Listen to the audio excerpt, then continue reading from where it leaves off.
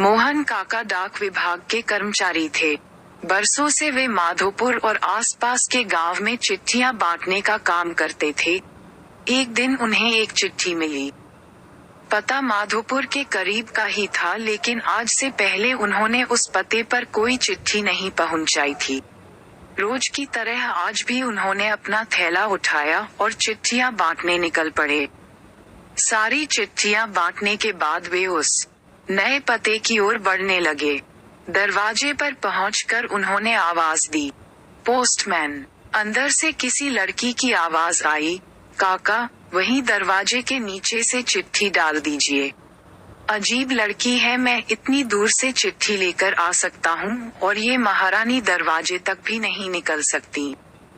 काका ने मन ही मन सोचा, बाहर आइए, रजिस्ट्री आई है, हस्ताक्षर करने पर ही मिलेगी। काका खींचते हुए बोले, अभी आई। अंदर से आवाज आई। काका इंतजार करने लगे, पर जब 2 मिनट बाद भी कोई नहीं आई तो उनके सब्र का बांध टूटने लगा। यही काम नहीं है मेरे पास, जल्दी करिए, और भी चिट्ठियां पहुंचानी है। और ऐसा कहकर काका दरवाजा पीटने लगे।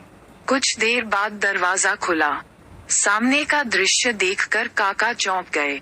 एक 12-13 साल की लड़की थी जिसके दोनों पैर कटे हुए थे। उन्हें अपनी अधीरता पर शर्मिंदगी हो रही थी। लड़की बोली, क्षमा कीजिएगा, मैंने आने में देर लगा दी। बताइए हस्ताक्षर कहाँ करने हैं? काका ने हस्ताक्षर कराए और वहाँ से चले गए। इस घटना के 8-10 दिन बाद काका को फिर उसी पते की चिट्ठी मिली। इस बार भी सब जगह चिट्ठियां पहुंचाने के बाद वे उस घर के सामने पहुंचे। चिट्ठी आई है, हस्ताक्षर की भी जरूरत नहीं है, नीचे से डाल दूं। काका बोले, नहीं नहीं, रुकिए, मैं अभी आई। लड़की भीतर से चिल्लाई। कुछ देर बाद दरवाजा खुला। लड़की के हाथ में गिफ्ट पैकेट किया हुआ एक डिब्बा था। काका, लाइए मेरी चिट्ठी और लीजिए अपना तोहफा। लड़की मुस्कुराते हुए बोली, इसकी क्या जरूरत है बेटा?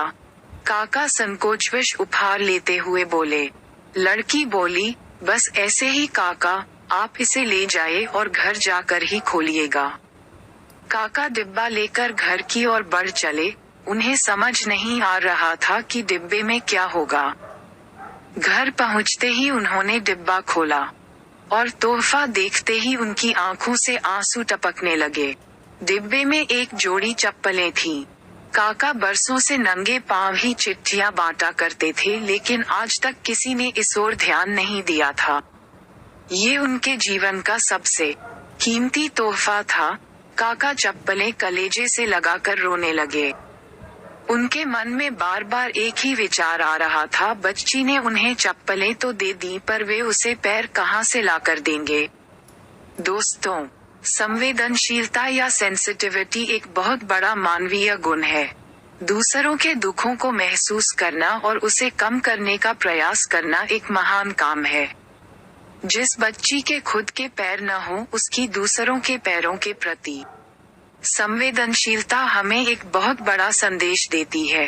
आइए हम भी अपने समाज, अपने आस पड़ोस, अपने यार मित्रों, अजनबियों सभी के प्रति संवेदनशील बने। आइए हम भी किसी के नंगे पांव की चप्पलें बने और दुख से भरी इस दुनिया में कुछ खुशियां फैलाएं।